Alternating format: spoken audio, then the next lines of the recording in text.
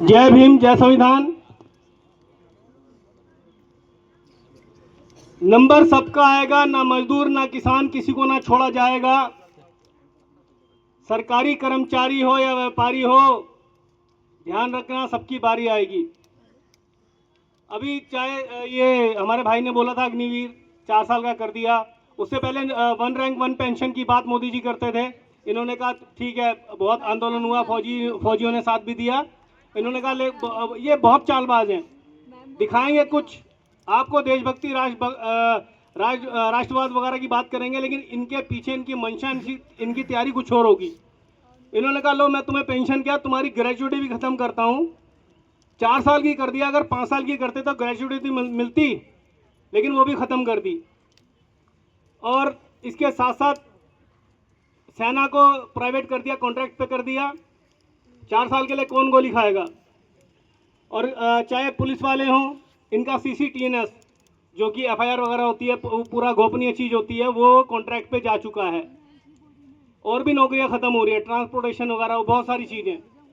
सरकारी जितनी चीज़ें थी उनको भी ये प्राइवेट करते जा रहे हैं। जॉइंट सेक्रेटरी जो कि करीब मेरे ख्याल से 23-25 साल का जो सीनियर IAS ऑफिसर होता है, वो जॉइंट सेक्रेटरी जो गवर्नमेंट ऑफ इंडिया का होता है, उसके पोस्ट पे जाता है।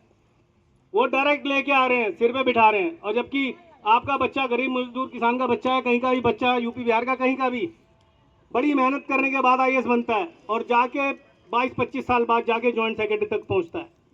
तो और ये GST वगैरह, नोटबंदी, अगड़म जगड़म सारी चीजें छोड़ेंगे, किसी को नहीं, ध्यान रख लेना। छात्रों को पेपर लीक वगैरह सारी चीजें ये चलती रहेंगी, आपको ध्यान रखना है, ध्यान रख लो। नंबर सबका आएगा। और जो अभी ये जो छदम राष्ट्रवाद का समर्थन कर रहे हैं ना, इनके हाथ से भी मोबाइल छीन लिया जाएगा, व्हाट्सएप बंद कर दिया जाएगा, सब कुछ बंद हो जाएगा।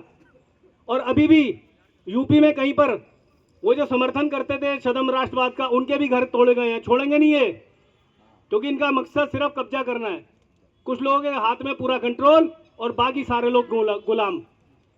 UAPA पहले टाटा पोटा लगता था आतंकवादियों पे, आज अनलॉफुल ये असेंबली प्रिवेंशन या प्रोटेक्शन एक्ट जो भी है, सीधा आम आदमियों पे जो सरकार की खिलाफत कर रहा है, पर्यावरण के लिए बोल रहा है, जंगल जमीन के लिए बोल रहा है, उसको आतंकवादियों की तरह UAPA लगाया जा रहा है।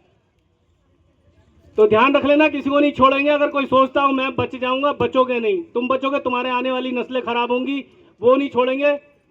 किसान आंदोलन क्यों हुआ था कि जमीन वो कॉन्ट्रैक्ट वाली चीज थी। आपकी गाड़ियां मैंने आपसे किराए पे ली, क्या मैं उस पर लोन ले सकता हूं?